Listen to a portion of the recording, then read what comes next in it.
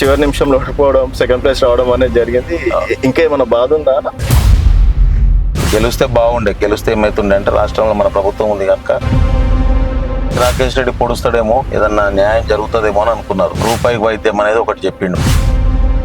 ఏదన్నా చేస్తాడేమో అంటే రూపాయి వైద్యం కాదు కదా. ఆర్మూర్లో ఇప్పటికీ షాడో ఎమ్మెల్యేగా వినయ్ రెడ్డి ప్రతి విషయంలో కలగజేసుకుంటారా? ఒకటి మాత్రం నిజం, ఏ పార్టీ వాళ్ళైనా సరే ఆర్మూర్ నియోజకవర్గంలో వినయ్ రెడ్డి ఇట్లాంటోడు తప్పు చేసే వ్యక్తి అని మాత్రం ఎవరు కూడా మాట్లాడరు. ఏదున్నా సరే ప్రజల పక్షాన పనిచేస్తాం. అని ఇంకా 3 సంవత్సరాలు అయితే ఎలక్షన్స్ వస్తున్నాయి. సో ఇంకా 2 సంవత్సరాలు, ఇంకో సంవత్సరం ఉండగా రాజకీయాలు మొదలు పెడదాం అనుకున్నారా?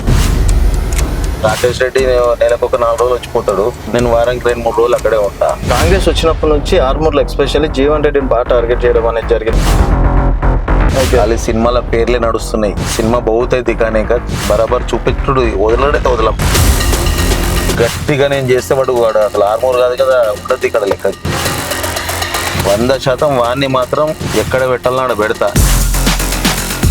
నువ్వు ఎవరిని గెలికినా జీవన్ రెడ్డికి సామాన్లు ఇచ్చి చీరలు ఇచ్చిండంటే మనకు కోటి ఇవ్వాలా, మేకలు పంపించిందంటే మనకు 50 లక్షలు ఇవ్వాలా. వాళ్ళందరికీ చెప్తున్నా, ఏదన్నా మీరు ఆయనకి ఇచ్చి ఉంటే ఈ మీడియా ద్వారా చెప్తున్నా, మీరు నా దగ్గర రండి, అవసరమైతే ముఖ్యమంత్రి గారి దగ్గరికి మిమ్మల్ని తీసుకొని పోతారు. ఈ పైన కూడా చాలా ఎలిగేషన్స్ వస్తున్నాయి అన్న. అధికారంలోకి వచ్చిన తర్వాత వినయ్ రెడ్డి అట్లా చేస్తున్నారు, ఇట్లా చేస్తున్నారు, దోచుకుంటున్నారు. నన్ను ఏం పీకలేరు అంటున్నా. వెల్కమ్ టు తెలంగాణ వెలుగు, నేను మీ రాజు. ప్రస్తుతం మనతో పాటు కాంగ్రెస్ పార్టీ సీనియర్ నాయకులు, అలాగే Armoor consultant MLA candidate Vinay Reddy గారు ఉన్నారు. నమస్తే వినయ్ అన్న. నమస్తే. సో వినయ్ అన్న ఎట్లున్నారు? బాగున్నానే. సో దాదాపు 2 సంవత్సరాలు అయిపోయింది, ఎలక్షన్స్ అయిపోయి. సో చివరి నిమిషం వరకు గెలుపు దాదాపుగా వినయ్ రెడ్డిదే అనుకున్నారు. సో చివరి నిమిషంలో ఓడిపోవడం, సెకండ్ ప్లేస్ రావడం అనేది జరిగింది. ఇంకా ఏమైనా బాధ ఉందా? బాధ ఏం లేదు. ముఖ్యంగా ఏంటంటే మనము బీజేపీలో ఒక 5 సంవత్సరాలు పనిచేసినాము, పార్టీ గుర్తించలే, అక్కడ ఉన్న అరవింద్తో చాలా డిస్టర్బెన్స్ ఉండే. మనం ప్రజలకు సేవ చేయడానికి నియోజకవర్గం పోయినాం. ఇక మనం అక్కడ అరవింద్ అనే వ్యక్తి మనతో కరెక్ట్గా లేనప్పుడు మనం ఏం న్యాయం చేయలేం ప్రజలకు అని చెప్పి బయటకు వచ్చినాం. అదృష్టానికి కాంగ్రెస్ పార్టీలో రాగానే ఫస్ట్ లిస్ట్లో టికెట్ రావడం, దాని తర్వాత మంచి కార్యక్రమాలు కూడా చేసినాం, బాగానే చేసినాం. కానీ కొంత అక్కడ ఈ రాకేష్ రెడ్డి ఏంటంటే ఎవరు తెలియదు, అందరు ఏమనుకున్నారంటే నేనేనేమో అనుకొని వేసిన వాళ్ళే చాలా మంది ఉన్నారు. ముఖ్యంగా బీజేపీలో చేసిన కార్యకర్తలు మెజారిటీ రాలే, నాతో పాటు 50-50లా వచ్చారు. కొంత కాంగ్రెస్ అక్కడ చాలా వీక్ ఉండే. 5 సంవత్సరాలు అక్కడ ఆకుల లలిత గారు వెళ్ళిపోయినాక 5 సంవత్సరాలు ఇన్ఛార్జ్ లేకపోయేసరికి అక్కడ ఏది ఉన్నా కానీ బీజేపీ వర్సెస్ టీఆర్ఎస్ అనేది 5 సంవత్సరాలు గడిచింది. ఇక అక్కడ కరెక్ట్గా నడిచే వ్యవస్థ లేకుండే. అయినా సరే తృప్తిగానే ఉన్నా. గెలిస్తే బాగుండే, గెలిస్తే ఏమవుతుండే అంటే రాష్ట్రంలో మన ప్రభుత్వం ఉంది కనుక ఇంకా న్యాయం ప్రజలకు జరుగుతుండే అనేది ఒక బాధ, అంతే తప్ప నౌ ఐఎమ్ హ్యాపీ. అయితే ఇప్పుడు కరుడుగట్టిన హిందుత్వవాదిగా కూడా మీకు ఒక మంచి పేరు ఉందన్న. అంటే ఏ సేవా కార్యక్రమాలు చేసినా, శివాజీ విగ్రహాలు చేసినా కూడా అంత డేరింగ్ డాష్ ఇంకా మీరు చేసినట్టు నాకు తెలిసి అరవింద్ గారు కూడా చేయలేరు. సో అలాంటి క్యాండిడేట్ ఓడిపోయిన తర్వాత ఈవెన్ బీజేపీ కార్యకర్తలు కూడా బాధపడ్డారంటగా. కంపల్సరీ అంటే వాళ్ళు ఏమనుకున్నారంటే రాకేష్ రెడ్డి పొడుస్తాడేమో, ఏదైనా బాగానే డబ్బులు ఉన్నాయి, ఏదన్నా న్యాయం జరుగుతుందేమో అని అనుకున్నారు. రూపాయికి వైద్యం అనేది ఒకటి చెప్పిండు ప్రధానంగా. ఊరికి ఒక 10 ఇండ్లు ఇస్తా లేని వాళ్ళకి అన్నారు. ఏమనుకున్నారు, నిజంగానే చేస్తాడేమో అనే ఒక ఆలోచనతోని కొంతమంది వేసారు. కార్యకర్తలు జైనింగ్స్ కూడా కొంతమంది జరిగినాయి అక్కడ. ఇప్పుడు ఆయన గెలిచి 1.5 year అయింది, కానీ ఏ నాయకుడికి ఏ కార్యకర్తకి ఒక ఆర్థిక సాయం చేసింది ఉండదు, రూపాయికి వైద్యం లేదు.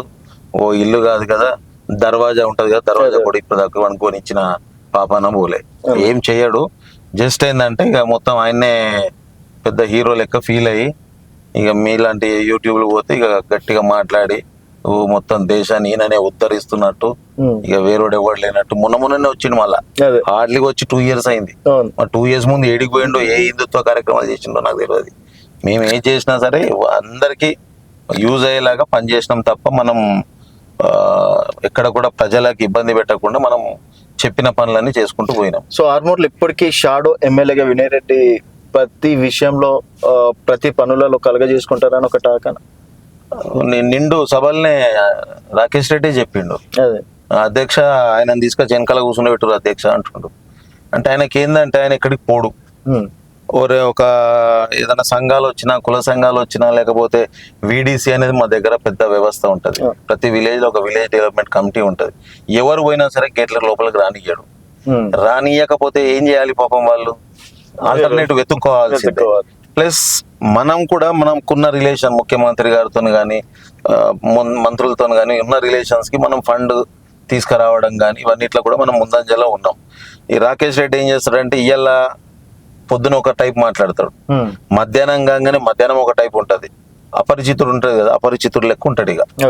ఇక ఎట్లా ఉంటది అంటే అప్పుడే మా ఇన్ఛార్జ్ మంత్రి పేల్చేస్తా అంటాడు, లేకపోతే కొడంగల్లా ఎన్ని కోట్లు ఇచ్చారో మాకు అన్ని కోట్లు ఇయ్యండ్రు అంటాడు.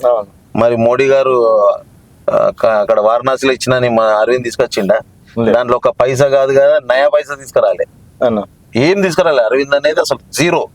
మరి ఆయన మీద ఆయనతో మాట్లాడి పోయి తీసుకొచ్చుకో, నిధులు తీసుకొచ్చుకో, కేంద్రంలో నువ్వు ఉన్నావు, పోయి తీసుకొని వచ్చి పోటీ పడు అని చెప్తాను నేను. మా ప్రభుత్వం ఇక్కడ ఉంది, నేను తీసుకొస్తారా భయ్, నువ్వు నీ ప్రభుత్వం దగ్గర పోయి ఇంకేదన్నా తీసుకొని వస్తే మంచిగా ఉంటుంది అని చెప్తాం. ఇక అవన్నీ ఏముండయి. ఇక డ్రామా కంపెనీ ఏదన్నా మొన్న మోర్తాట్లో ఏదో ఒక ఇష్యూ జరిగింది, ఇక పోయి మొత్తం ఇక ఆయన్నే మొత్తం దేశాన్ని ఉద్ధరించినట్టు మరి 55-56 సంవత్సరాలు మరి ఏడికి పోయిండో ఏడ దాక్కున్నాడో మరి నాకు తెలియదు. మరి ట్రైనింగ్ తీసుకుని వచ్చిండా మరి కనుక్కోవాలి ఆయన. అన్న మీ సగం సక్సెస్ అంటే నేను వీడియోలలో చూసినాను, కొన్ని వీడియోలలో. సో బీజేపీ కార్యకర్తలు ఈరోజు అన్న గెలిస్తే బాగుంటుండే అని చెప్పేసి మీ పేరు ప్రస్తావించడం అనేది జరిగింది. సో పరాయిపాట అయినా బీజేపీ కాంగ్రెస్ కి వరదొలకాను.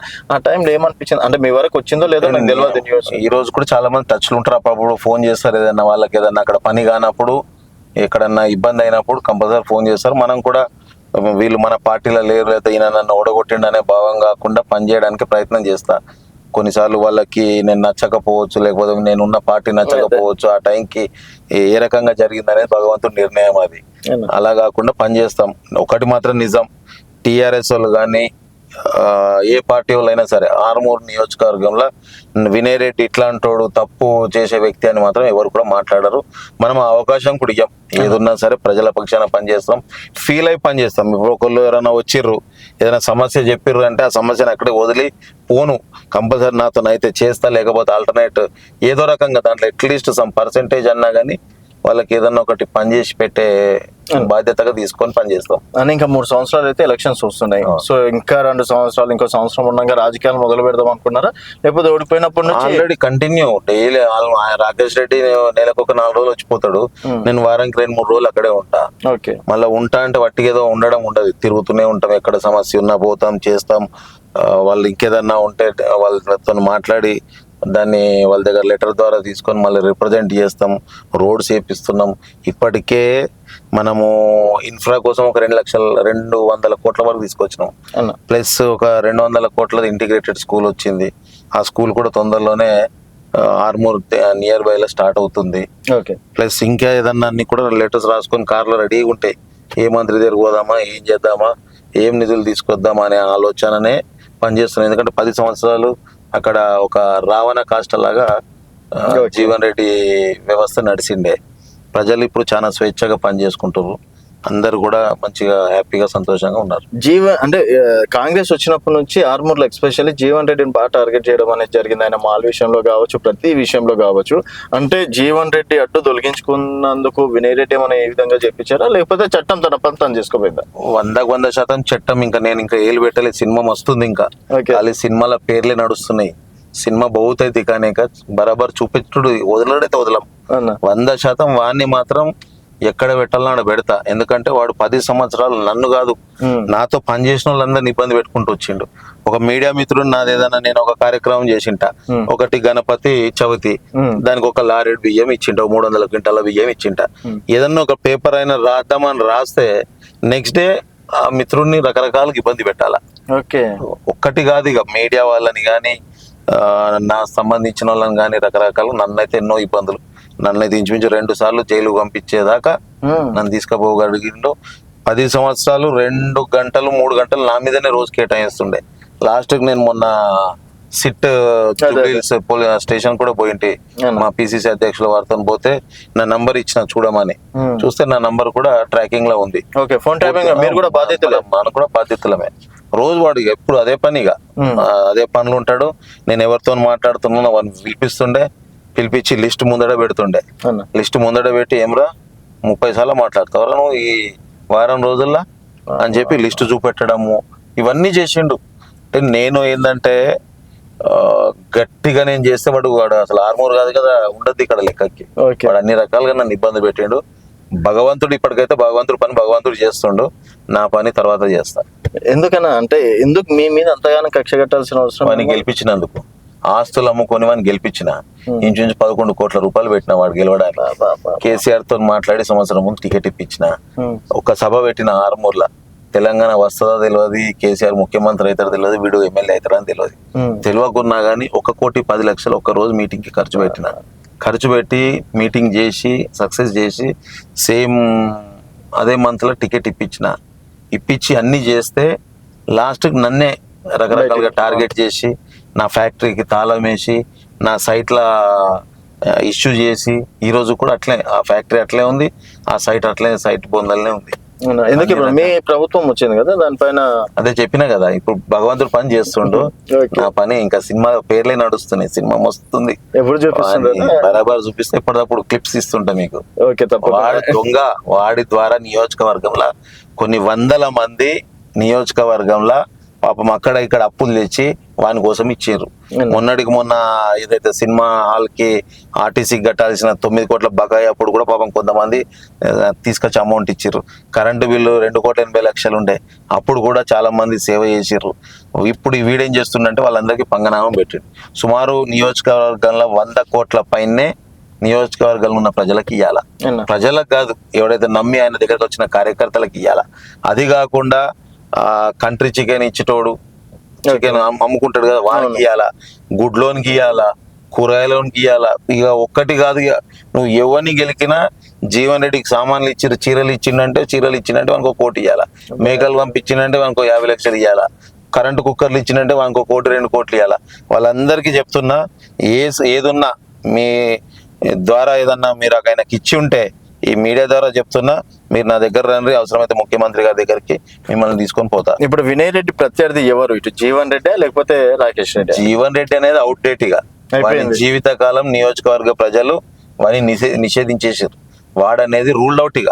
ఓకే ఇక ఏదున్నా రాకేష్ రెడ్డి అనేది ఆల్రెడీ ఇప్పటికే ఖతం అయిపోయింది. ఇక అక్కడ ఎక్కడ పోయినా కానీ పెద్దగా రెస్పాన్స్ ఉండదు, మాట్లాడే విధానం కూడా కరెక్ట్గా ఉండదు.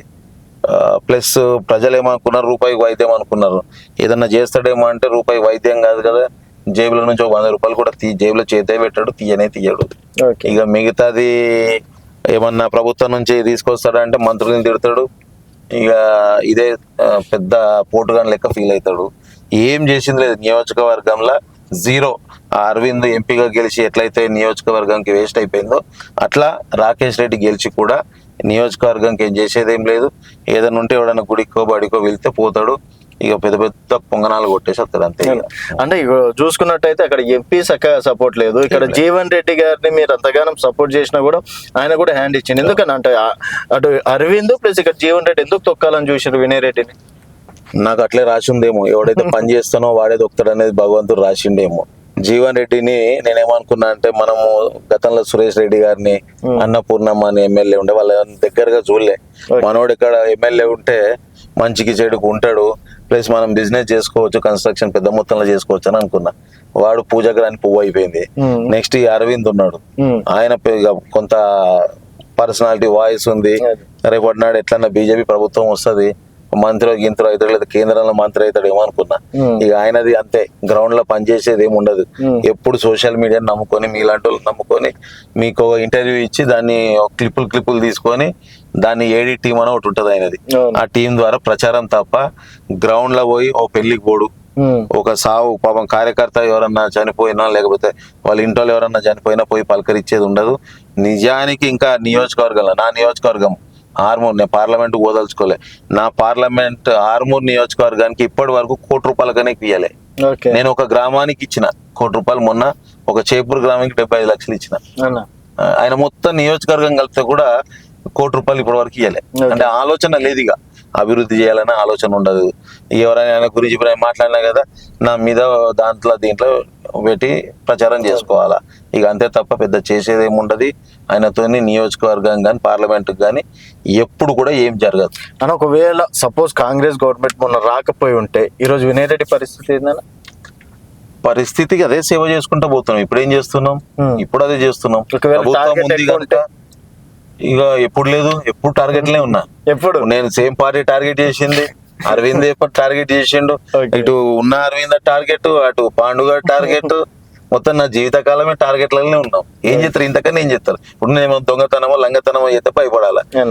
నేను చేసేది లేదు, నన్ను వాళ్ళు ఏం పీకేది లేదు, అంతకని ఇంకేం చేస్తారు?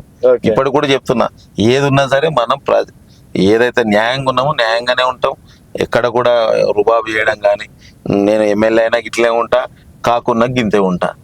ఎమ్మెల్యే ఉంటే నలుగురు సెక్యూరిటీ ఉంటారు తప్ప అంతకన్నా ఇంకేం ఉండదు. కాన్ఫిడెన్స్ ఉందా ఎమ్మెల్యే అయితే భవిష్యత్తు ఎప్పుడైనా? 1,00,000%. ఒక్కసారి అయిపోయినామంటే ఇక నియోజకవర్గంలో ఒక 3-4 సార్లు అవుతాం, అది మాత్రం గ్యారెంటీ. ఎందుకంటే పని చేస్తాం, అట్లా ఫీల్ అవుతాం. అంటే ఒక పాపం ఒక సమస్య మీద వచ్చారు, సమస్య మీద ఫీల్ కావాలి. ఫీల్ కాకపోతే అర్థమే లేదు. ఈ కాలంలో రాకేష్ రెడ్డి ఫీల్ లేడు, ఈ పాండుగాడు వాడట్లనే, ఇక అరవింద్ అట్లనే. ఇక మా నియోజకవర్గం అట్లా చేసుకుంది 30 సంవత్సరాల నుంచి అంతే. ఆర్మూరు ఎప్పుడు రాష్ట్రంలో కాంగ్రెస్ ఉన్నా గానీ మా దగ్గర కాంగ్రెస్ ఎమ్మెల్యే గెలవాలి 30 years నుంచి. మరి నెక్స్ట్ ఇప్పుడు అధికారంలోకి వస్తే ఇక చరిత్ర తిరగ రాయాల్సిందే, ఇక తప్పదు కదా. కంపల్సరీ నియోజకవర్గంలో మాత్రం న్యాయం చేస్తున్నాం. సమస్యలు భూమికి సంబంధించినవి కానీ అవి ఇవి అన్నీ ఉన్నాయి. అన్ని కూడా ఎంఆర్ఓలతోని వాళ్ళతో మాట్లాడి పరిష్కరించే విధంగా పనిచేసుకుంటా పోతున్నాం. సాధ్యమైనంత వరకు మాక్సిమం నిధులు కూడా తీసుకుపోతున్నాం. ఏదున్నా సరే మన 6 గ్యారెంటీలతో పాటు నియోజకవర్గానికి స్వేచ్ఛ అనేది మాత్రం అయితే ఇప్పుడు చూసుకున్నట్టయితే బీఆర్ఎస్ స్ట్రాంగ్ అవుతుంది, కాంగ్రెస్ పార్టీ ఫెయిల్యూర్ అయిపోయింది. రేపు ఒకవేళ స్థానిక సంస్థల్లో కూడా ఎక్కడ కూడా కాంగ్రెస్ పార్టీ నమ్మే ప్రసక్తి లేదంటున్నారు. అండ్ అధికారంలో నెక్స్ట్ బీజేపీ వస్తుంది అని చెప్పి మా నియోజకవర్గంలో గతంలో జరిగిన ఎంపీటీసీ ఎలక్షన్ల జీవన్ రెడ్డి 25 ఎంపీటీసీలు గెలిస్తే నేను బీజేపీలో ఉండి 15 గెలిచిన. ఓకే, అంటే ఇంకొక 5 గెలిస్తే వాడు నేను సేమ్, అంతే కదా. వాడు సిట్టింగ్ ఎమ్మెల్యే, రాష్ట్రంలో ప్రభుత్వం ఉంది, నాది ఏం లేదు, నెత్తి లేదు కత్తి లేదు నా దగ్గర. అయినా సరే నేను 15 గెలిచిన. ఇప్పుడు నేను పవర్ లో ఉన్నా, నా ప్రభుత్వం ఉంది, ప్రజాపాలన ఉంది. జీవన్ రెడ్డి టిఆర్ఎస్ అనేది 0, నా నియోజకవర్గంలో 0. దాని తర్వాత బీజేపీ ఉంది, వాళ్ళు చేసింది ఏం లేదు, ఇచ్చిన హామీలు చేయలేదు.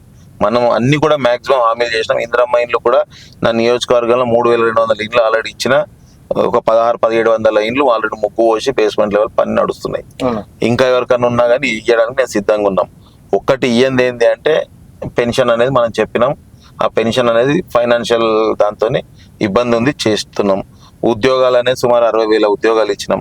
ఇప్పటికే 1,00,000 కోట్ల వరకు ఆల్రెడీ రైతులకి చేసింది కాంగ్రెస్ పార్టీ అని నమ్ముతున్నారు. ఇక్కడ ఏం జరుగుతుందంటే 100 మందికి జనాభాలో 90% మందికి వస్తున్నాయి. 90కి వచ్చిన వాళ్ళేమో తీసుకొని కూర్చుంటారు.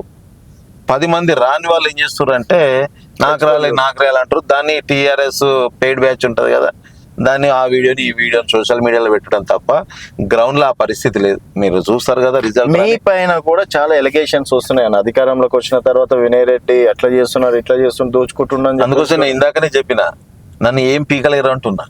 ఎందుకు పీకలేరు? నేను న్యాయంగానే ఉంటా.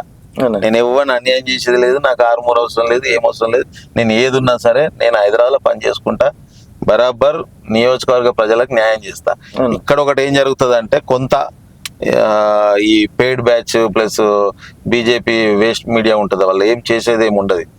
మనం చేసినా గానీ వాళ్ళే చేసినట్టు మనం ఒక్కరోజు లేట్ అయినా అనుకో ఇమీడియట్ గా మా రాకేష్ అన్న చేసి ఏం చేస్తారు? రాకేష్ అన్న ఏం కాదు, ఏం చేయలేడు కూడా ఆయన. అని ఇప్పుడు ఆర్మూర్లో దాదాపు సగానికి శాతం హిందుత్వ ఎజెండా అనేది ముఖ్యంగా నడుస్తుంది అని. ఇప్పుడు కాంగ్రెస్ పార్టీ చూసుకున్నట్టయితే యాంటీ హిందూ అని చెప్పేసి ప్రచారం. మరి వినయ్ రెడ్డి ఏ విధంగా సెట్ అవుతాడు అనుకోవచ్చు అంటే? ఇప్పుడు ఇక్కడ హిందుత్వం అనే దాని మీద వీళ్ళు అక్షంతలు ఇచ్చేదో డ్రామా చేస్తున్నారు. మనము కూడా ఇక్కడ కూడా హిందుత్వం అనా లేకపోతే మైనారిటీ అనేది కాకుండా అందరికి పని చేసుకుంటూ ముందుకు పోతున్నాం. కాంగ్రెస్ పార్టీ అంటేనే అందరి పార్టీ అది. అదే ఇక్కడ ఉన్న అరవింద్ గాని ఇక్కడ ఉన్న రాకేష్ గాని పెద్ద వాళ్ళేదో ఎప్పటి నుంచో భయపడుతూ ఇక అదే లాగా ఫీల్ అయ్యి డ్రామా చేసి యాక్టింగ్ చేసి గెలవడం తప్ప అక్కడ ఆ పరిస్థితి ఏం లేదు. కొంతవరకు నార్త్ తెలంగాణ అనేది కొంత బీజేపీకి కంపారిటివ్లీ కాంగ్రెస్ కన్నా కొంత ఎడ్జ్ నడుస్తుంది. రానున్న రోజులు ఇప్పుడు ఆల్రెడీ అర్థమైపోయింది ప్రజలకి, ఏది ఉన్నా సరే కాంగ్రెస్ ద్వారానే లాభం పడతాం అనేది ప్రతి ఒక్కరికి అర్థమైంది. కంపల్సరీ మీకు పోను కంపల్సరీ ప్లస్ అవుతుంది. పార్లమెంట్ ఎలక్షన్లో కూడా 3 సీట్లు అక్కడ ఆ ప్రాంతం గెలిచి ఉన్నారు. తప్పకుండా ఈసారి నెక్స్ట్ అవకాశం ఉండదు. రేవంత్ అన్న ముఖ్యమంత్రి గారు మంచి బ్రహ్మాండంగా పనిచేస్తారు. సో మరోసారి కూడా వస్తారని కాన్ఫిడెన్స్ కంపల్సరీ రావాల్సిందే.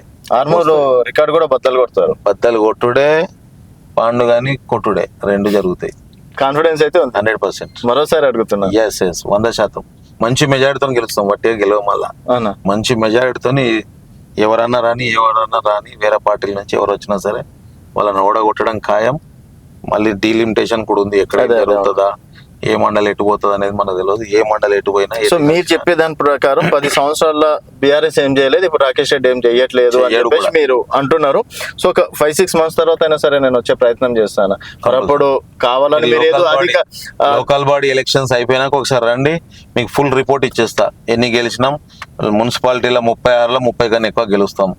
ఎంపీటీసీలు 52 ఉన్నాయి, 52లో 40 కన్నా ఎక్కువనే గెలుస్తాం. ఇక మిగతా అన్ని మనం గెలవడం తప్ప వేరేది ఏమి ఉండదు.